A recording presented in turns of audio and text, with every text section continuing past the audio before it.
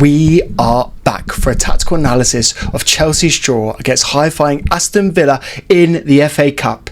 I feel like there are so many things we learnt from this game, so what I wanted to do is break them down Monday Night Football style. And so what I'll do is I'll let the comments decide which pundit you think I'm most like. I'm definitely not ready for the results, so yeah, I'll be in the comments. Let's start with an obvious one. I think it's clear that we need a striker now.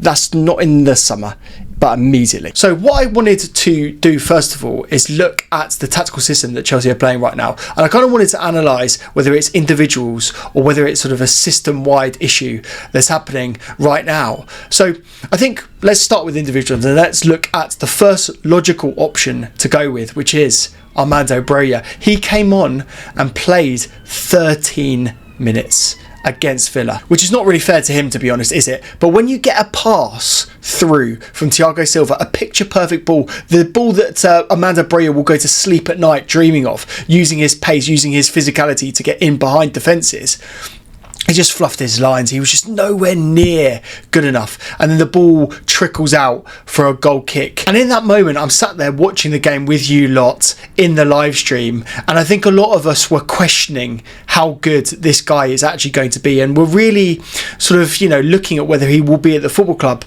long term. And I think, look at it from a mentality perspective. You can understand why he's sort of not in the game right now with all of the speculation that's going in and around him right now. And it certainly doesn't help him when he's just got the dregs of minutes against a very, very good team in Aston Villa. But let's just look at the facts. He's had 608 minutes across 17 appearances, which isn't a lot of appearances at all. And it isn't a lot of time on the pitch.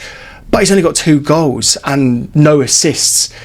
And yes, that's coming back from a serious injury, but you've got to compare that to how Jackson's taken to the league and his goal and assist tally only being second to Cole Palmer.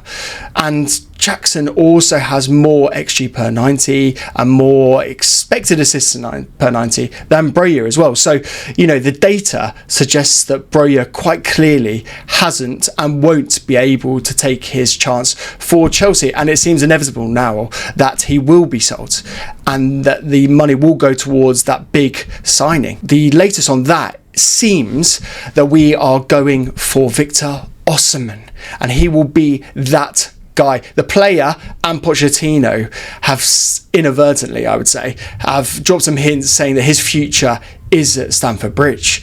And if that's going to happen, then Broja will be the one that's sacrificed, won't it? I suppose the question is now, will Osimhen come into this team and will he have the service that he needs to score goals? I've seen a lot of people talking about the tactical setup at Chelsea Football Club and whether number 9s are actually sort of like able to come in and hit the ground running, or whether we're actually an even team that provides chances for goal scorers. And that's just a load of rubbish, isn't it? Like, you saw how many chances we created. Even last season, we were creating chances and we had XG opportunities. And then people are going, number 9s at Chelsea are cursed. When you slap on that number 9, you're never going to have a good player. And there's ultimately always going to be, that sort of dark cloud over them. It's a load of rubbish, isn't it? Like, we all know that this guy could come in and make an immediate impact and he would be immediately able to score goals for Chelsea Football Club. And I think with the right player, it's just going to click, and not just click in sort of like a minor way. I feel that they're just going to be fireworks, like add an elite goal scorer into this team that obviously do create chances, and it's just going to go absolutely mental, isn't it? And I can see it in the comments already, like people are going, what are you basing this on? Like, how can you possibly say that Chelsea are going to immediately integrate a new player and get them scoring goals straight away? Isn't there so much precedent to say that that is absolute rubbish? Well, don't worry, I'm going to back it up. And to do that, I'm going to bring it back to the game against Villa.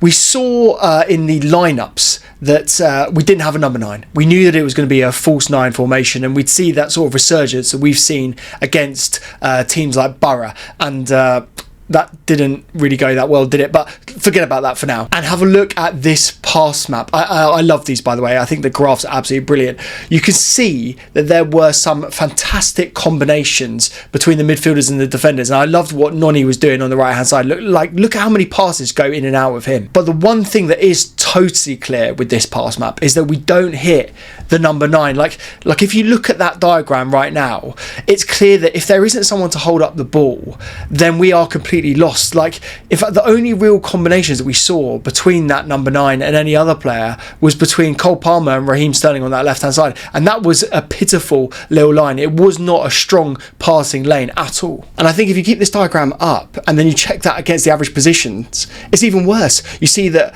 Cole, Noni and Gallagher were way too close together on the left hand side, and Sterling was completely isolated in the inside right position. He isn't really a winger, is he? He's coming in between the sort of forward and the striker position. And I tell you what's clear for me is that this shape does not work when we need to score goals. And we've had 2 clear examples of this now in the Borough and the Villa games. So that's even more reason to look at bringing in a number 9, an out-and-out number 9, especially when you look at like the Fulham game, for example. Look at this pass map. Broja started in that game, didn't he? And it wasn't his best game at all, but it was about the role that he kind of plays. Look at where he's in the pitch. He's central, the furthest man forwards, with proper inverted wingers, as we know that Pochettino loves, on either side to support him, with 2 proper free number 8s in behind him. And that for me feels like a way more balanced setup. And while we only got 1 goal in that game, I think watching it back, there were way more chances there as well, as there were last night against Villa as well. So looking at that analysis, I feel that chance creation is not really the problem anymore. And for average this season, we're creating 1.8 big chances per game. And you compare that to Villa, who are title challengers, and they're on 1.2 big chances per game. And you can sort of start to see that getting in the right positions isn't really the problem, it's scoring them that is the problem. What's even worse is that when you look at the XG underperformance that we've had through this entire season as well, we should have scored 33 open play goals, but we've only scored 23. So I can't put too much blame really at Pochettino. His hands feel like they are kind of tied with the players that we have available right now. But I tell you what it does make you start to think is that we could do with an out-and-out striker.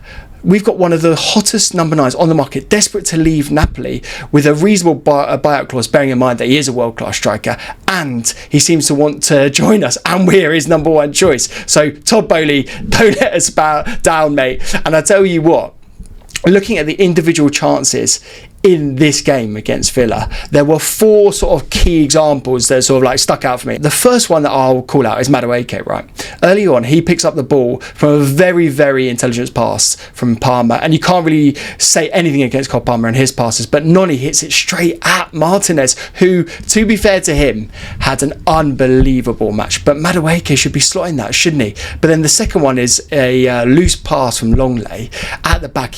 He finds Cole Palmer in the middle, but he can't slot it. And this is where you see the lack of killer instinct from the former Man City player, which is mad when you think about how good he's been this year. And unfortunately, I am going to have to call him out for the third one. It's another one for poor old Cole. More difficult this time, actually, because he tries to bend the shot around 2 defenders into the left-hand corner. But unfortunately for us, he misses the target. And I do feel like I kind of probably would have dropped that bottom corner, but Cole Palmer couldn't. You know, maybe I should get the chance for Chelsea up front. I will take it. The last one, that, and fair enough, we will move pretty swiftly on from that, is Cole Palmer in this position, holding up the ball. Could he have passed it maybe to Gallagher? Not sure on that one, actually. Overall, it wasn't really a shot or a pass. It was a complete miss hit. And again, it just feels like I feel dirty saying it, right? But especially when it's Cole. He wasn't cold in this game. He didn't really show his killer edge.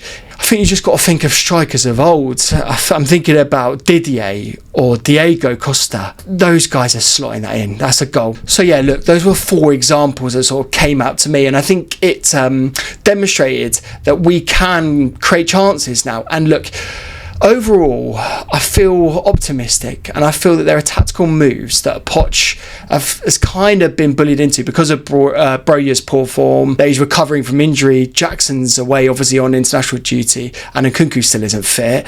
But I think overall the system has shown that we can fit a number 9 in, and that's why, like, you've got to break the bank now for Osimhen, and he's so key in the summer. But I still do also feel like you need someone in the short term. Benzema is kind of the guy, and he would fit in so perfectly for us right now on that short term deal. And we need the experience more than ever, don't we? Who says no? And Todd, please pick up the phone.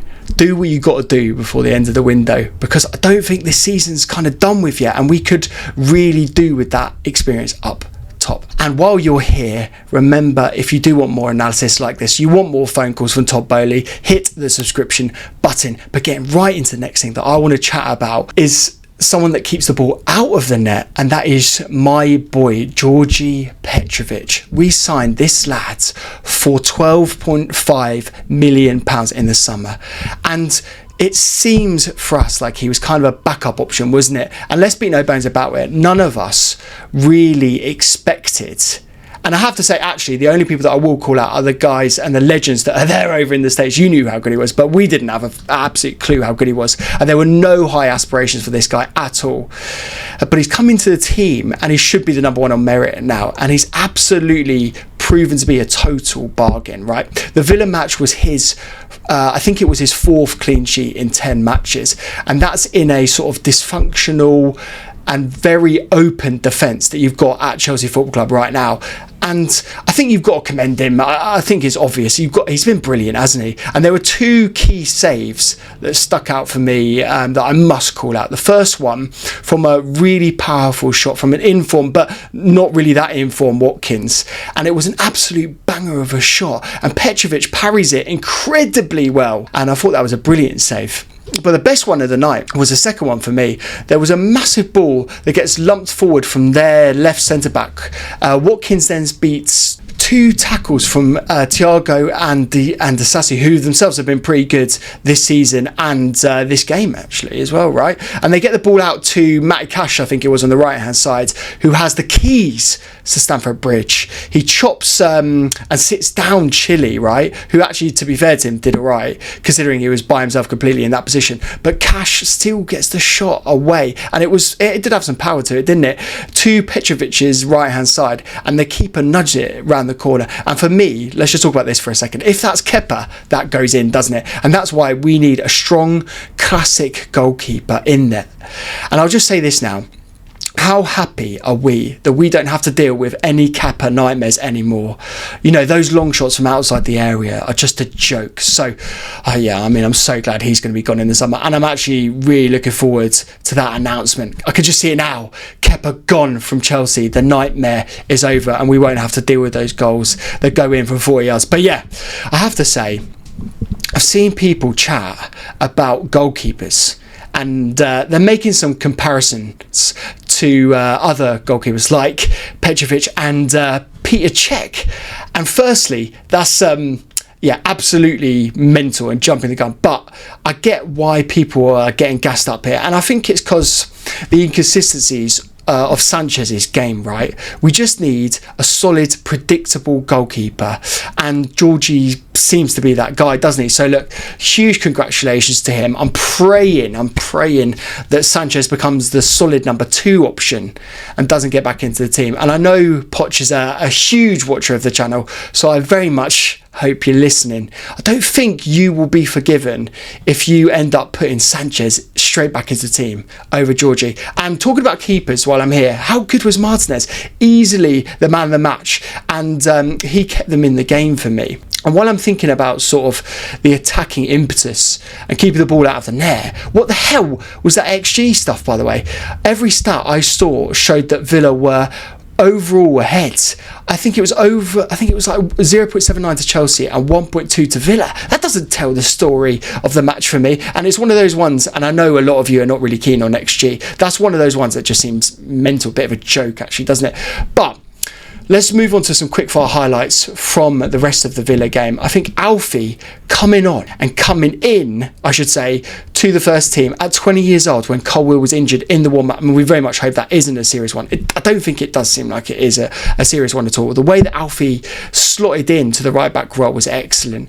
A role that, you know, he isn't really used to or you know, should be experiencing. He's more of a centre-back, isn't he, right? And I think it was a bit harsh, actually, when he got sent off with 96% pass completion with 1 block and 1 clearance.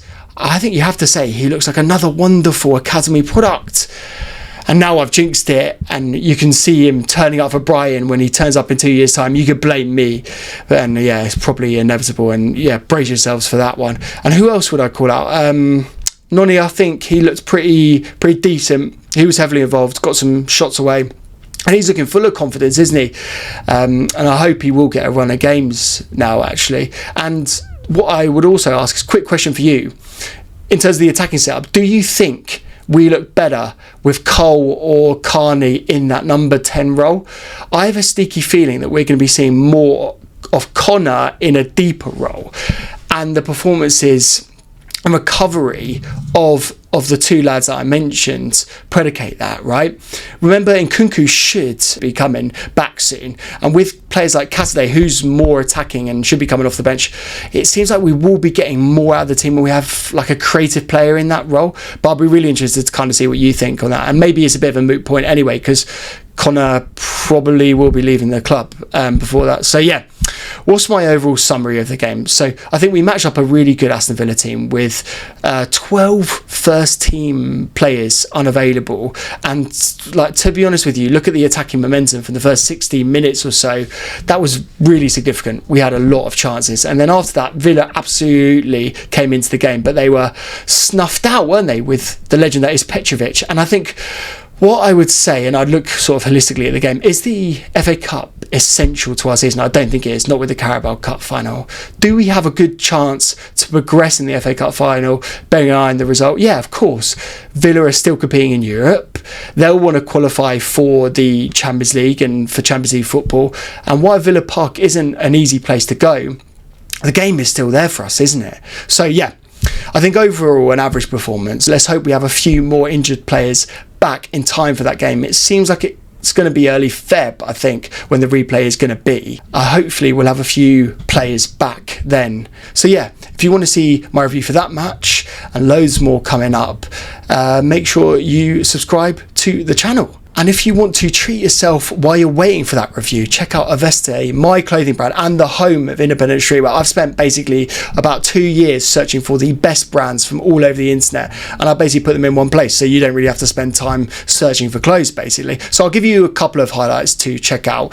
This quarter zip fleece from Cheap Life is a bargain, by the way, actually. This beautiful double layered hoodie from Kaizen, or this long sleeve from Dream But Do Not Sleep. The link, by the way, is in the description, or there's a QR code that you can scan on screen that you can scan right now, and it will take you straight there. Big love to everyone that goes. Thank you so much for watching this video, and thank you to everyone that joined the live stream for the Villa game as well. I thought that was really fun, and we'll definitely do a few more of those as well. For my next video, actually, I'm kind of thinking about doing a preferred starting 11 for Chelsea when everyone is fit and ready to go, and maybe including some summer signings as well. So let me know if you want to see that as well. So yeah, have a good day, and I will see you in the next video.